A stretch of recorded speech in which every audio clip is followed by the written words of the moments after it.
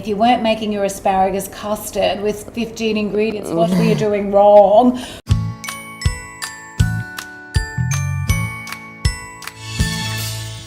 Welcome to A Cup of Tea with Bree, where I get to know some of the country's most amazing parents, incredible business people, and inspiring characters. And today I have the absolute pleasure of sharing the couch with a remarkable woman who has been called the J.K. Rowling of cookbooks. Now, she's sold over 8 million cookbooks in 26 countries, and her debut book, 4 Ingredients, has become the best-selling self-published book in Australia in 2007. She's featured on Sunrise, The Today Show, A Current Affair, and now I'm proud to welcome Kim McCosker to A Cup of Tea with Bree. How you going, Kim? I'm really well, thank you. Great to have a cup of tea with you. What a lovely introduction. Oh, you're amazing. So I've seen you speak, and you know you've got so many amazing stories to share. So I'm really pleased to have you here today. So I guess my business is all about, helping parents and kids get to know people as well. And I really like to understand where they came from, their childhood and their family life. So that's why I wanted to do this interview with you, so that, the mums and dads and children, I guess, can hear about your story, because not everyone gets to hear it. They just see the books and see this amazing woman. But I know it wasn't easy to get where you are today. And go, aren't you lucky? And I go, well, the harder you work, the luckier you become. It's really interesting how that happens, hey? Yeah, it doesn't just happen. I sort of say to my boys, you can't just sit back and wait for your ship to come to you. You gotta go to your ship, whatever it is, whatever you're chasing, you got to work for it, because we really do live in the lucky country, and if you put in the hard yards, you can achieve anything. Anything is possible. Absolutely. I'm a girl who did a degree in finance, and now I've written 32 cookbooks. Anything is possible. So tell me about your childhood. Where were you born? Where did you grow up, and what sort of childhood did you have? So grew up eldest of 3 children, 2 younger brothers, and in Stanthorpe, so on the like one of the hottest areas of Queensland. It's like one of the coldest. And then when I was 12 and school captain of St. Joseph's Primary School, Mum and Dad yanked me out of there and took me to Mandurah, which I thought was the, oh my God, end of the earth. And it is. So we went from sort of like stone fruit and apple region to citrus, and always been on a farmer's daughter. And we went there, and that was probably my formative years, where I had my first crush on a boy, and I have my best friends in my life now still from that era, where Madonna's Like a Virgin was the soundtrack to our youth. So it was I think that's where I attribute growing up on the land. I attribute my really strong work ethic to as well, because we didn't really want for anything, but we had to work for everything. So I love it. And my boys are the same. Like my eldest is 16, and a year ago he wanted a motorbike, and I said, well, that's okay, but you've got to get yourself out there with your resume, and you've got to save for half of it. Because I think as well, when kids, I know when we were made to save for it, we appreciated it more, as opposed to it just being given all the time. Yes. So that's I think a big problem with today's society, especially with our youth, is that expectation of things being given to them, I guess. Yeah, and then a little country town. So then I went to boarding school on the Gold Coast, and then I went to work. We were class of 87. So then remember, you were probably too young, but 88 was Brisbane's the World Expo 88. Yes, Expo 88. So I did go to it. Yeah. Class of 87, no one went to university. Everyone went to Expo 88. And here I am from a little country town called Mandurah, then straight to a girls' Catholic boarding school, and now I'm at Expo, and I'm talking to you, and you're from Uruguay? Where's that? So it really fueled my desire to travel. So then I went overseas for 4 years, and in that period realised I had a real skill for spending money. So good at it, Bree, really good at it. So then I came back from all of that and did a degree in finance, and really it was when I was then working in corporate finance that my desire for a really simple cookbook. Because you were a mum then, weren't you? Yeah. So you fell pregnant, took maternity leave, and then this is how it started, right? This is how it started. I went, you know what, I couldn't find the book I was looking for. I couldn't find something really, because this was pre-GFC, and Jamie Gordon, Nigella were dominating, and if you weren't making your asparagus custard with 15 ingredients, what were you doing wrong? I'm like, oh my God, shoot me now. So when I couldn't find what I wanted, I sat down and started to write what I wanted. I just had no idea how many others out there at the end of a busy day wanted the same simple solutions in the kitchen as I did. And that's really, the birth of 4 ingredients. So how did you sell your first books? I literally went door to door. I literally was the Avon lady of cookbooks. And, I also upskilled. I learned very early on that you can have the best product or service in the world, but it is how you market that. That is the power of the product. So I upskilled myself very, very quickly in the art of marketing. And sure have. Even now, Bree, I consider myself first and foremost to be a marketer, an author second. Yes. That is my business. I'm in the business of marketing. So, and really, I'm a numbers person. So 32 books, like never in a million years. I've written books for diseases I don't have, problems that aren't mine, machines I never thought I'd own, but I'm a numbers person. I have one of the biggest selling books in the country at the moment, and it's for pets. Yes. Now, beautiful people, you do not cook your pet, you cook for your pet. And I'm not suggesting you cook breakfast, lunch, and dinner. Guinea pigs aren't very tasty. Yep, no bunny boilers here. And I just, but I learned that Australia spends $12 billion the pet annually industry is huge. on the pets. Yes. Then I started researching. I went, oh my God, 4.4 million registered dogs, 3.2 million registered cats.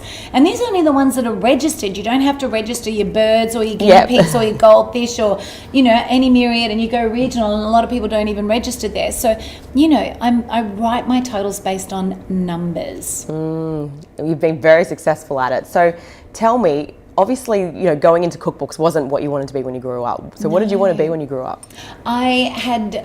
Interestingly, my mum found a few years ago an old, book from school. And what do you want to do? I think it was about grade 8. What do you want to do when you grow up? And I'd written fashion designer, lawyer, or author. Wow! I know. I can't even remember having written that. Your mum must have fallen off her chair. We all did. We were just going, what? So, you put it out there. There it you was go. one of those big family, and Mum's like, I've got an announcement to make. We're all going, oh, okay, here we go. And that's what she showed us. We just went, wow, isn't that amazing? That's incredible. So, yeah, I think, and it's just that I've learned to communicate the art of making food simple. Yes, and you have. Your cookbooks are amazing. They've helped me out of a hole many times. Yeah. So marketing, back onto the marketing stuff, you said that marketing's been your strongest point. Tell me how you marketed the book to start with. That's a really awesome story. So door to door, and then I realised, oh my gosh, how am I going to get it to Kalgoorlie, to Cairns? Because your husband actually, you had to beg him, not beg him, but you had to ask him. I had to ask him. So I had to, no publisher would take my call because unfortunately, and even today, if you've got a good book inside you, unless you've got fame or a following, you are never going to get a publishing deal in Australia, anywhere in the world, it's not just Australia, anywhere. So I had to go to my husband and I had to sort of say to him, look, could I borrow $26,000 please? And literally, God bless, he said yes. And remember, I've done a finance degree, so you've got to gross $34,000, pay tax on that to pull 26 out of you. So I'm going, that's a lot of money. That's a lot of books. And that's a lot of books. So that's why I was just so determined. I was never not going to sell those first 2,000 self-published cookbooks. So you used to put the kids in the pram, you used to go sell door to door. I would sell door to door with the prams. Literally. And then what did you do? And then I learnt to write a press release. Yes. So now a press release, for all of you who are in business or have, some business element, you just need a press release. And it's the same story dressed up in a different way. It's like the original 4 ingredients cookbook, I wrote about 50 different press releases. One might have been about mince. It was still selling the same book. One might have been about chicken. One might have been about the easiest cupcakes ever. It was all relevant content, but, same product, different press release, different level of interest. And you just kept going and going and and going. I just kept regurgitating. But remember too, repetition is your reputation. Yes. So don't mind if you've got to tell someone 20 times, I've got to tell everyone every single day that this book is available now. It's on sale for $19.99. I've got to tell you that 20 times before you go, you know what? Maybe today I'll go and buy it. Yes. So repetition is your reputation. So, when you are in business, you would know as well, dress it up in a myriad of ways and just keep shipping it out there to everyone. And that's what I did. But importantly, I would then follow up. I would send that press release to a radio station, and I would know that person's probably getting 50 press releases a day. How am I going to phone calls are they getting mine? Yep. How many probably about 2 Zero. or 3. Yeah, exactly. Probably not even. Yep. So hi, and that's where it would go to, sort of thing. And I heard that you also rang bookshops. So I rang bookshops twice. So I had a two-pronged attack. Number one, I'd ring as Chantel, and hi, my name's Chantel, and yes, I heard about this amazing cookbook on the school run, and I want to order 6 copies. Oh, you don't have it? Well, could you get it, please? And then I'd ring back a week later as Kim McCosker, the author of, 4 Ingredients, and chances are it wasn't even the same person, but and any help you could give me in advance. I'm just a local author. I had to self-publish it, go the heartstrings. Yes. And then, maybe they'd move it from the second to the top eye shelf level or to an aisle end or all that kind of stuff. That is all marketing. And that doesn't just happen without you, making an effort to make it happen. And that is still why when I come to Kenj, you will find me randomly in the stores, in the aisles of Edmonton or Gordonvale or Atherton, because I just think that's where the realness happens. Yes, and you do that all over Australia.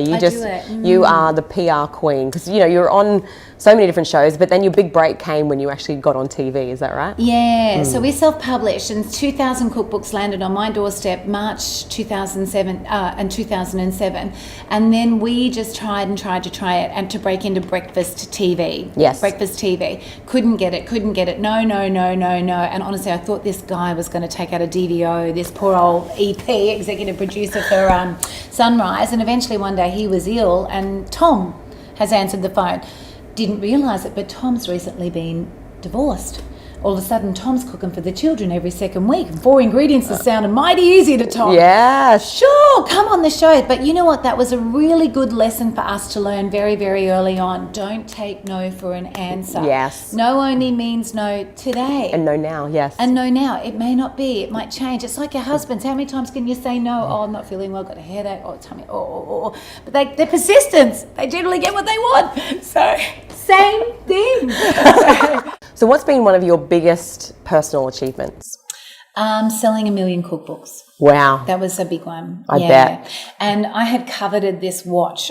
There was a beautiful watch in the local jewel, and I had covered it, and I'm too practical. No, I'm not spending that amount of money, One day we learnt we had sold 1 million cookbooks. Like, honestly, this is 2,000 books that got delivered that everyone said, you're never going to sell that. Never, ever. It's got a green cover. It's got no pictures. You're not famous. You've got no food, background or no connoisseur of anything. And then we sold 1 million books. And I remember having a big dinner, big celebration, champagnes all around, going to bed that night, and I put my hands under the pillow, and there was a box. And I pulled out this box, and it was my watch. Oh, your husband got it for you. My husband got it for me. Oh, did you cry? Oh, even now I'm getting teary. Just so thoughtful. I'm very blessed to have a very supportive, thoughtful husband. But, that was just who sells 1 million books, like it was. You do. Yay! Thank you for everyone who's bought one of my books. Give it a cuddle from its mother. We get it out and dust it off. So, it was an extraordinary moment. Oh, it's incredible. You are an absolute inspiration to, not only all women in Australia that are in business for your successes, but, all parents, I guess, and everyone that's ever bought one of your cookbooks. You're just amazing. And I think, you should be completely celebrated for your achievements with what you've done in Australia with cookbooks, especially, you're a success around the world. It's just amazing. It's not easy. Don't beat yourself up. We sit here and, we toast our success. We're talking about all the good things right now, but I'm sure you've had some struggles. And it's just, people go, how do you get the balance? I'm telling you, there ain't no balance. No, it's called a work-life blend. A work-life, I'm going to borrow that. That is so smart. Yeah. I just think some days, you sort of give birth to a child, and then you give birth to guilt at the same time. Yes. And they kind of go hand in hand, don't they? And I think, it is crazy being a parentpreneur and raising a business and a family at the same time. It is one of the hardest things that you can do, because raising children's hard,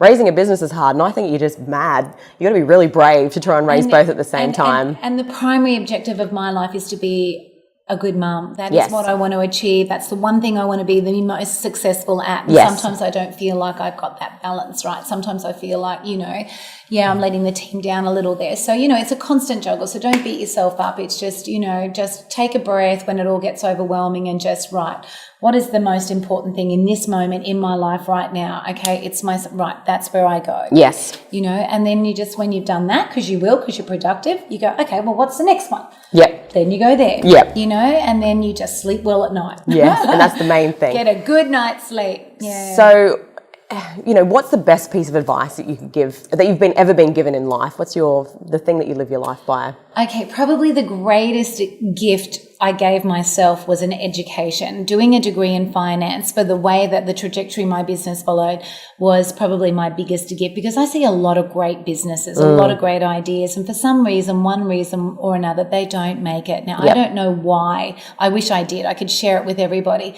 But I just think you can employ the best solicitor, accountants, bookkeepers, bankers, and they will be there and they're on your team, but no one looks after your finances better than you. Yeah. So get a handle on your finances. You know, if you were sitting here and you were 40 years of age and you've got a superannuation invested in a balanced fund, get it out. You cannot touch that for another 25 years. Now is your time to be able to take a little bit of calculated risk and try and get a return on that. So get to understand your finances and do it for you and your family, and then pass what you learn on to your children as well. So understanding your finances, you know, for me has probably been my biggest personal asset in business.